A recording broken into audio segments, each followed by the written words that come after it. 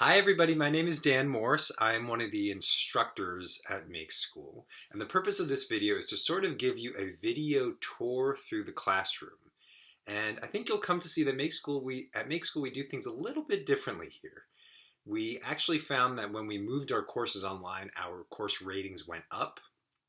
And in this video, you'll get a really solid sense of what the classroom experience is like, as well as what the culture of the school is like, through hopping into 3 different classrooms and hearing from the student experience team and the career services team. So let's hop right in, and I'll show you a little clip from our orientation last year that'll give you a sense about what the culture at Make School is all about.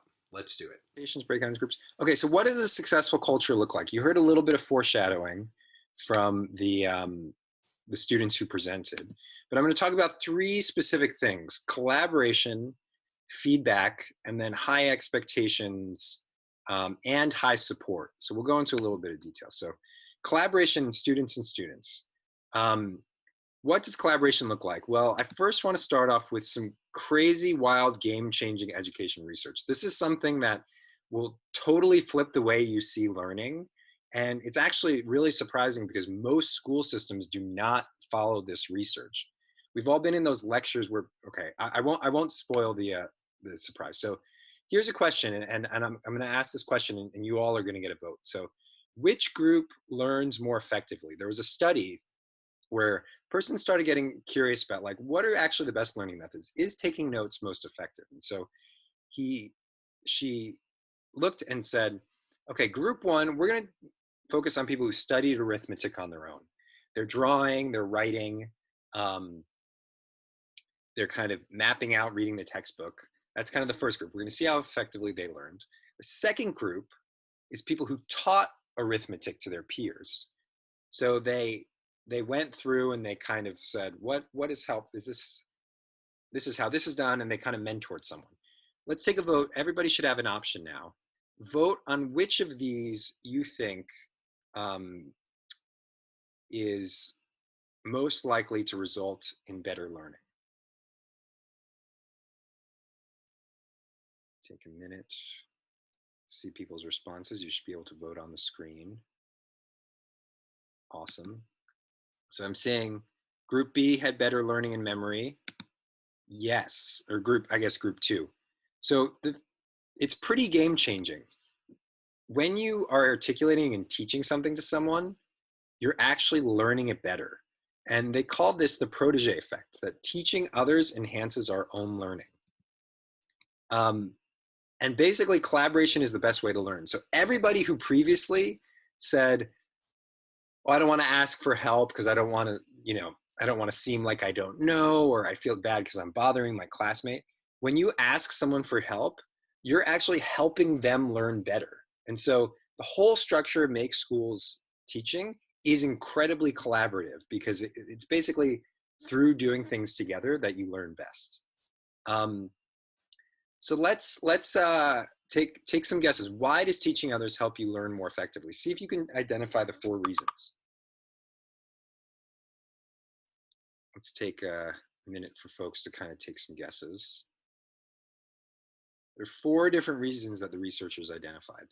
And these are reasons that you will be living out in these activities.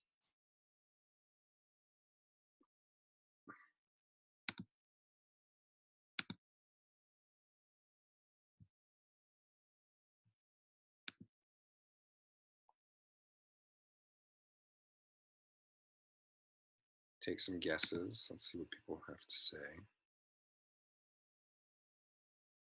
Take another minute and then I'll start to show the responses. See if we can get all 4. So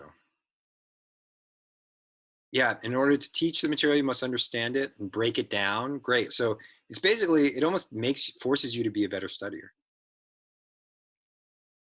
Helps you identify gaps in your knowledge, right? If you can't articulate it, then you can kind of see. Condense your knowledge, put it into words. You answer your own questions. Excellent. Explaining it to someone proves you know it. Let's continue our tour and go into a computer science classroom. Now, I imagine that if many of you do not have coding experience, you'll see some of these, you'll see the code editor, you'll see the code, and you might feel a little overwhelmed. Don't worry. we have a lot of experience taking in both beginner engineers as well as advanced engineers. And in this video, you'll see how Jess Damon, the instructor, makes classes relatable, makes examples very real-world oriented, and you'll get a sense of how we tailor content both to beginners and advanced students within the classroom. I'm Jess Damon, and I'll be your CS Fundamentals instructor. I teach foundational coding skills that software engineers use on a daily basis. I remember how intimidated I was when I first started coding. It looked so challenging. So as an instructor, I worked incredibly hard to ensure that my classes are tailored to both beginners and advanced students using some creative techniques. For example, let's say we're learning about the concept of a list in programming. A list is really just a collection of items that are very similar to how you would create a list, such as a Christmas list, for example. Or let's say we're talking about the concept of file input and output. A good analogy for that would be thinking about reading from a file as getting input from a microphone, or getting sound out of a speaker as our file output. At Make School, there are a wealth of fun and engaging concepts that we use to explain fundamental coding concepts. In computer science, we use a series of micro projects and coding challenges to help level up beginners and also give students extra practice. One of the things we really like to do is not only use fun and engaging examples, but also incorporate student choice. So for example, a fun exercise that we might do to learn about the print statement is writing a program for a student to tell the story of how they got their name. This allows the student to really engage with the content and feel a sense of ownership over what they're building. In addition to thinking about how we can support beginner students, we also put a lot of thought into how we can support advanced students and help them spread their wings and fly, so to speak. So something that an advanced student might be given is something called a stretch challenge. So in addition to whatever the base project is that we're working on, we also provide them with a series of challenges that help them go above and beyond the provided material. So for example, if we're building a program to draw a flower, maybe a stretch challenge could be to add interactivity or draw multiple flowers. In computer science, our philosophy is to treat learning to code as an adventure, where we overcome challenges and we support each other. Thank you, Jess. Now, something that's unique about Make School is that you're not just doing coding challenges and things that you find online, but you're actually building real-world projects, such as rebuilding Reddit, a website, from scratch. Now, we're going to go into the classroom of Jay Lowe, who's going to give us a sense of what this kind of project-based learning is like at Make School, and you'll also get a sense of what interactions between students in the classroom, as well as what interactions between the instructor and students look like. Let's check it out. I'm Jay Lowe and have worked as an engineer at research institutions such as MBARI and the Moss Landing Marine Labs. At Make School, though, I teach full stack development courses in the front end and back end web track services. My courses incorporate many learning components that come together in the form of project-based learning. This is a unique approach to learning that Make School specializes in and employs professional engineers to teach, such as me. The idea behind this learning method is to make the most of class time by building products, cooperating with teams, and getting a sense for real-world engineering. Let's walk through some clips of my most recent class sessions in which students make a clone of the popular web application called Reddit, so you can get a better idea of what your learning experiences at Make School will look and feel like. In this clip, I introduce how to design a full-stack web application in the currently running Backend 1.3 server-side architecture class. I walk through a high-level overview of the project that the students will be building, but as you watch this clip, don't focus on understanding exactly what all the details are, but instead focus on the delivery of the content and how you feel about it. Let's start with just a really brief 30-second review of this diagram, because we want to, poor Ben, the power was gone. We want to keep in mind the high-level overview of how everything comes together as we are developing these projects, right? Because without a clear understanding of what you're doing, you'll never be able to get to where you want to go. So let's say that I have a very simple application that works as such. There's a client, and this little green diamond is our data, right? So the client is going to send a request over to the server. Let's say that server is, they want to make an account and they're going to become a user. So the server gets some information from this client. Maybe it's like a, their name, and if we come over here, we can actually add another detail here, email.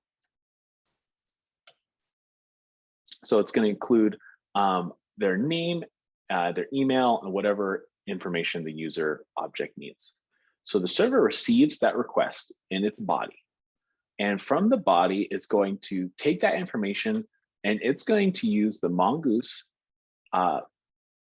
object data modeling framework to take that information and make it, shape it into a form that the Mongo database connection to the server knows how to interact with, right?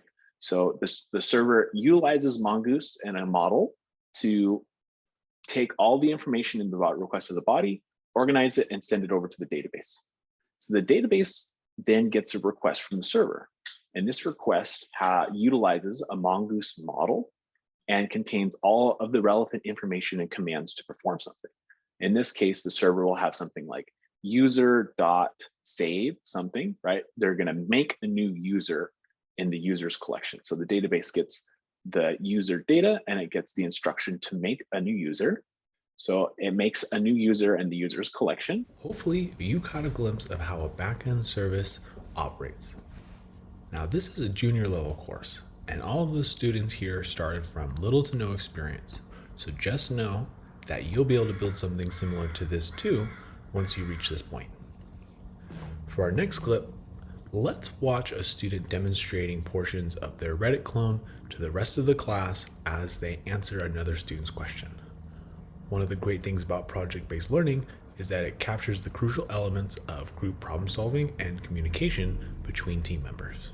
Look at the schema and then let's look at the code where you actually push that information into the database. I guess using Mongoose, this is like the schema for creating a new object in the database. And then inside the controller here, on this router here for the post/new, I just create a new post, I guess, like object from that schema that was down here. And then there's a built-in function for post.save, which basically saves the post with the given data, or I guess the new post that was created from the schema to the database. And it gives you, I guess, like if there's an error or if there's or if the post was successful, then it'll give you the post itself. That's that, I guess. Yeah, so no, this is great. Thank you, Tanner, for sharing your code. I was hoping that a student would be able to lead this, and I really appreciate you. So shout out for Tanner for doing that. Let's also see what it looks like to ask questions directly to me during a class discussion as well. Well, Chris Lee, it's time to use that midterm prep. Put it into action. I was saying that I studied to fail. I was gonna say that's the middleware, but it's not. It's correct. It's not middleware. No, it's not. So let me ask you this, Chris. What does a post route do? It sends data. It creates data. So it's like the CRUD. Is it the CRUD things? Mm-hmm. Yeah. So it's somehow performing a CRUD operation. And why might we want to separate those CRUD, like that special creating data? Why would we give it a separate space than, say, a get route? Like what might be a benefit of doing that? Oh, I actually did write this down somewhere. It might just be safer because maybe other routes are just reading data, but these actually create data. Is that? Yeah, so it's safer. And if I look at the chat, it's like, Henry says, would the controllers be like the head chef in a kitchen? And yeah, so these two answers combined kind of gives us the information about a controller.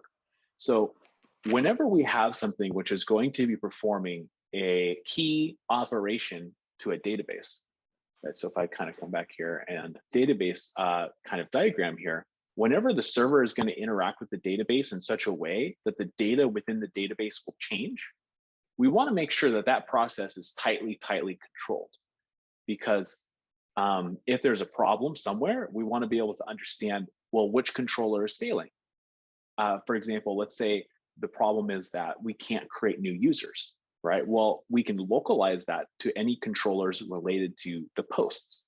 being created, or I'm sorry, the users being created in this example. The Reddit clone project takes a few weeks to complete. So for this last clip, I want us to see an alternative micro project that gets completed within a single class session. In this video, I am providing scaffolding on how to build a least recently used cache, a project that commonly gets brought up during technical interviews by big name tech companies such as Google and Amazon. You know, I think it's important that I provide what properties go into the constructor here. So I will provide the variable names here. So you're going to have a head equals something, a tail. This tail is going to equal something. Your linked list should always have a size equals something. And because you're initializing it with a head and a tail, the head should always be pointing to the tail. Point tail like this. Okay, I think that's useful information. I want students to be focused on just kind of building a doubly linked list and not trying to figure out what values it needs. All right, so does anybody have any questions on what a doubly linked list is or what this class that I've created in front of us is doing? All right, thanks so much for watching this segment, and I hope you've gotten a better understanding of how Make School employs project-based learning. Hope to see you here soon. Thanks, Jay. Let's meet with our mobile development instructor, Adriana, to learn a little bit about how instructors engage students in the classroom. Hi, I'm Adriana, and I'm going to tell you about our student engagement. We understand that it can feel like Zoom lectures are endless and students' brains get tired eventually. We do things different at Make School to avoid that fatigue. We use a bunch of different strategies to keep class continuously lively and inspiring. I'll show you a sampling of clips from different classes, and I think you will quickly see why our course ratings went up after we moved online. Good job, Alberto, Danica, Jay, Stanley. True or false? I don't like true or false. This code will run without error.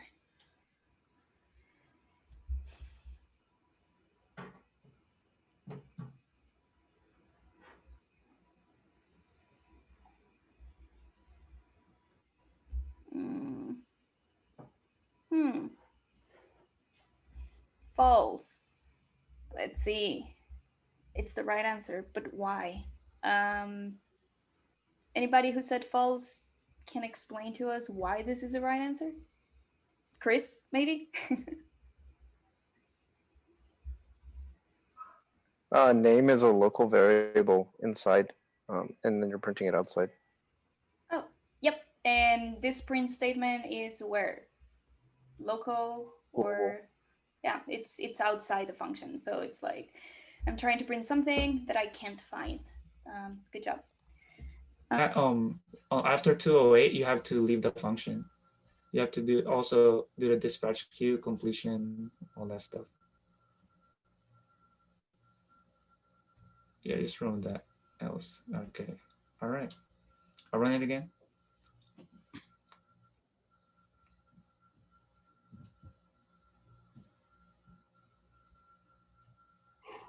I don't even know if we need that dispatch queue in every single one of them. I feel like we shouldn't, since we're doing it in line 50 in this file anyways.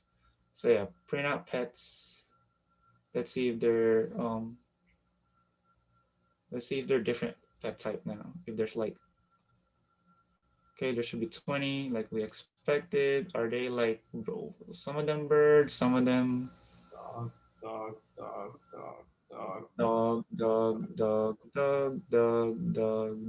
cat. Hey, and then bird. All right, lit. So yeah, just now instead of the hard-coded birds and cats, then sprint 1. So here are our statistics for sprint 1. We completed 80% of our tasks. We did 3 PRs and organization list. I think Annika did that. You want to talk a little bit about that? Yeah, so our organization list ended up being a snap carousel that displayed all the different organizations. Cal helped out by writing the network call that got all the organizations and put that in the organization data controller that made it really easy to see which organizations there were and filter them if necessary. So how do I get a value from a dictionary?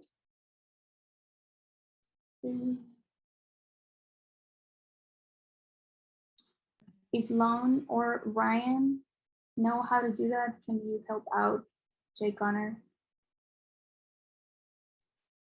Oh, there we go. Awesome. Can you run it and see if it works? Which of course is gonna work. Perfect. So yeah, this is the syntax. You get the name of the dictionary and then like the name of the key, and that will give you the value. In this case, I am storing or I am assigning that value into my variable name, and I just print it out. So this one was kind of like the first step. Now let's. Thanks, Adriana. Now let's hear a little bit about the student experience outside of the classroom from Megan Diaz. The Student Experience team helps to build the Make School community through school-wide events, connecting students to resources, and collaborating with student leaders to support the student body. There's 3 members of this team, and we plan orientation, graduation, trivia nights, game nights, movie nights, and much more. We provide leadership opportunities for students through peer mentoring, student council, event coordinators, and being members of our Justice, Equity, Diversity, and Inclusion Council. We also coach students and provide day-to-day support for student success throughout the entire duration of the program. Now, let's hear from a couple students who are involved in Student Council and beyond. Student Council is a group of 3 juniors and 3 seniors elected by the student body each academic year. The role of Student Council is to provide a way to escalate major student body concerns to the relevant members of administration, as well as to ensure actions taken by administration are in the best interest of all students. Student Council focuses on increasing communication and transparency between administration and students, as well as disseminating information to the student body regarding targeted and/or broad questions and concerns.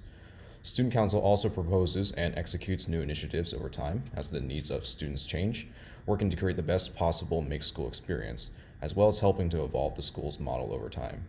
In this way, the general student body is able to directly affect change and progression within Make School, with Student Council acting as a facilitator. So at Make School, success is more than just coding. For example, I had the opportunity to gain leadership skills by becoming a peer mentor and helping level up several first-year students throughout the course of my senior year. It was extremely fulfilling to see my mentees reach for their goals despite not having come from traditional CS backgrounds. And as well, I learned a lot about empathetic listening, modeling curiosity, and exchanging, both giving and receiving honest, radical feedback, and a lot of other soft skills that have made me more attractive to employers and overall my projects in general.